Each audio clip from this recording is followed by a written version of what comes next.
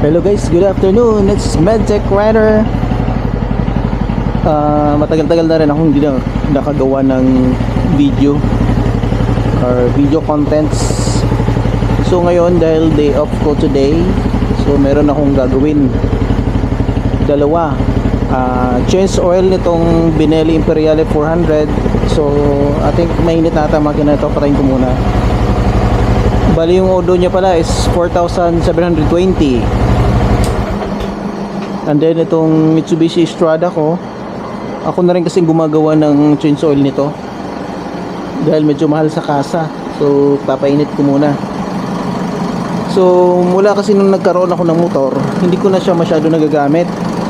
Actually pag weekends lang, pag lumalabas kami nag-groceries, doon ko lang siya nagagamit. So once a week, minsan nga wala pang once a week eh, every 2 weeks, tuwing sweldo, tuwing grocery, doon ko lang siya nagagamit. Or pag lumalabas kami, pero ngayon kasi hindi kami masyado nakakalabas kasi nga parehong may pasok. So matagal ko nang hindi napalitan ng oil to, more than 6 months na. Pero yung odo niya mula nung pinalitan ko ng oil is nasa 2,000 lang yata. So yun, plano kong palitan siya. So ang gagamitin ko is itong ano lang, budget friendly lang na oil kasi hindi ko rin man siya madalas ginagamit. So yun, papakita ko lang, ito yung ginagamit ko. Okay naman, matagal na tong ano na to. Tapos filter, oil filter. So bali ano lang,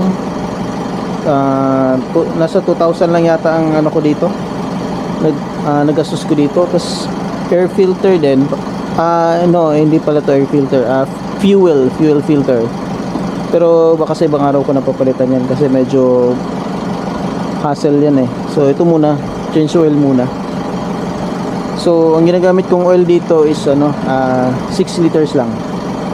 So ayun, and then para naman sa motor, sa Benelli Imperiale, ang ginagamit sa kasa niyan is yung Zik na ano, fully synthetic, 10W50 ata ang viscosity nun. So yun yung ginagamit mula nung nabili ko siya sa kasa. Nabili ko to is last September eh. So October, November, December, January, 4 months na rin sa akin ito. And then 4,700 kilometers na. So ngayon gusto ko lang mag DIY ng change oil. Kanina binasa ko na yung manual kung paano, ilang liters ang kailangan, tapos oil filter. Yun pala ang problema sa kasa, wala silang filter. So tumitingin-tingin ako sa Shopee. Ayun, may nakita ako.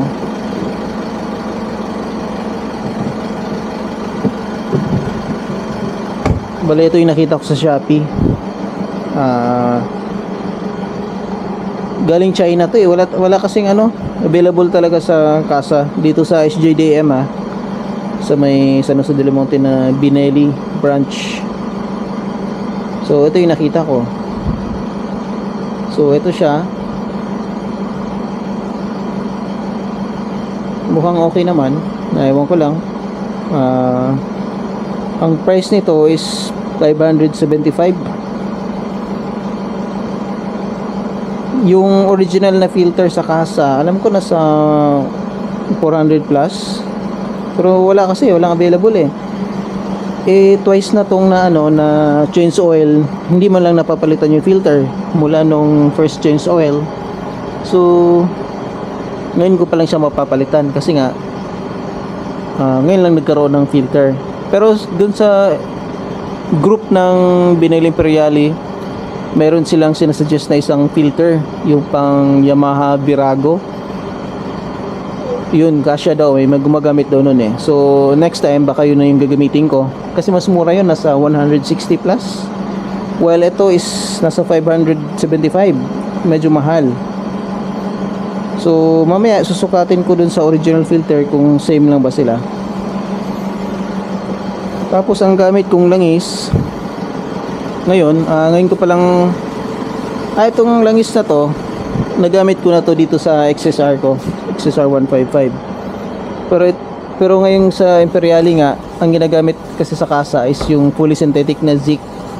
Iba naman ang viscosity nun. 10W50 ata. Hindi ako ganun ka sure eh. 15W50 or nasa 10. Samantalang ito, gusto ko lang mag-try din ng ibang ano. So, this one is 10W40 yung viscosity.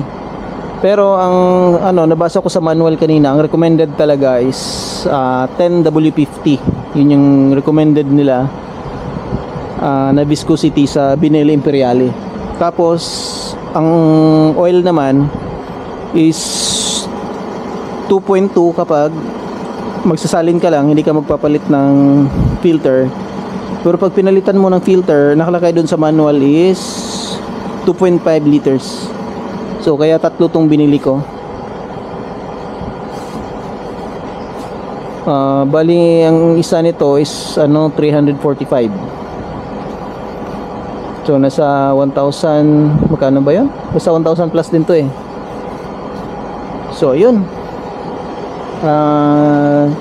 Hindi ko na maipapakita kung paano, pero madali lang naman po kasi tiningnan ko doon sa manual, may instruction doon saan yung luluwagan. So of course ito yung drain,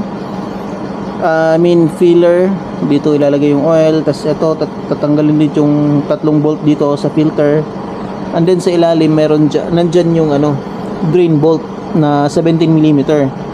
So try kong i-ano yung camera kung makikita nyo.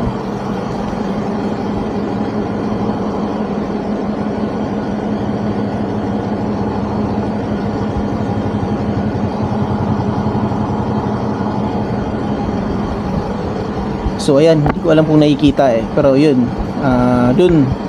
So tatanggalin lang naman yung drain bolt. Kailangan ko pala ng oil pan, pero meron naman ako dun eh. So ayun, gusto ko lang kasi matry kung okay siya.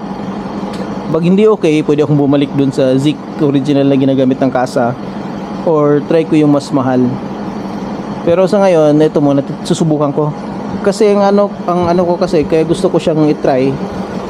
Gusto ko matry yung ibang patayin ko muna tong sa Strada. Mainit na siguro to. So ayun, mamaya tatanggalin ko rin yung drain bolt sa oil, pero unahin ko muna ito. So kaya gusto ko siyang i-try ng ibang viscosity kasi ang claim kasi sa ng Binelli is ang fuel economy niya is 31 kilometers per 1 liter.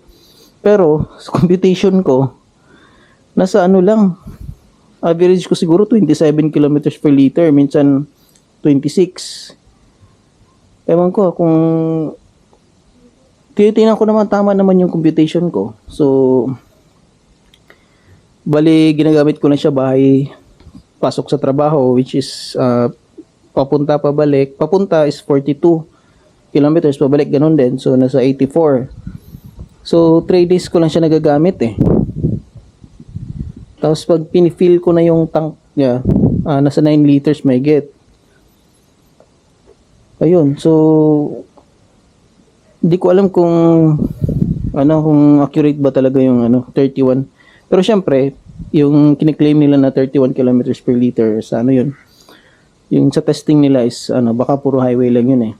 Yung sa akin kasi mix city traffic talaga, tsaka sa NLEX, dumadaan ako ng NLEX usually pa uwi kasi traffic talaga pagdating ng alas 4 ng hapon eh.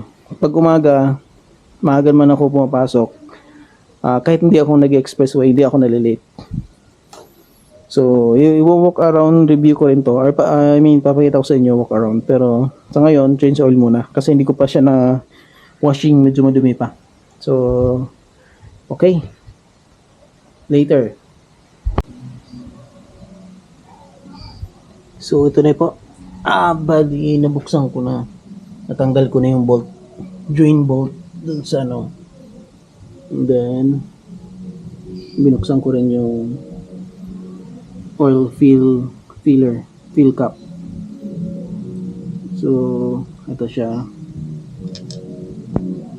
binuksan siya para mas mabilis yung bumaba yung oil. Then ito Itong size pala ng bolt is ano, so drain bolt. Ito yung drain bolt niya. 17 millimeter yung socket. Yung size ng bolt. So, yun. Mukhang okay pa naman yung washer niya. So, ito pa rin gagamitin ko. Lilinisin ko lang.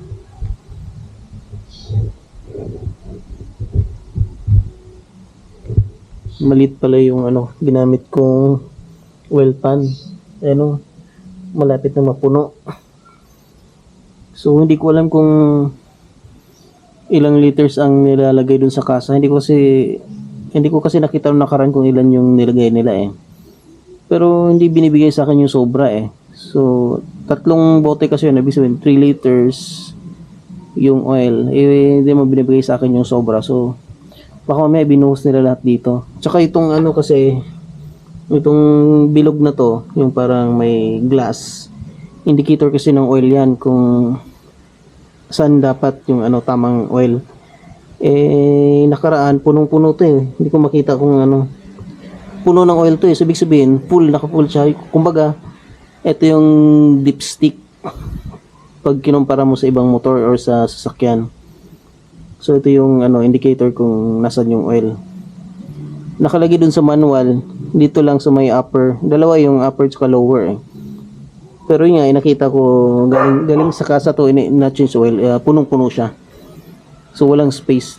Talagang oil na lahat may kita mo dyan. So, baka, hindi ko na alam kung pinost nila lahat yung 3 liters or hindi ko na natanong eh kung ilan yung nilagay nila eh.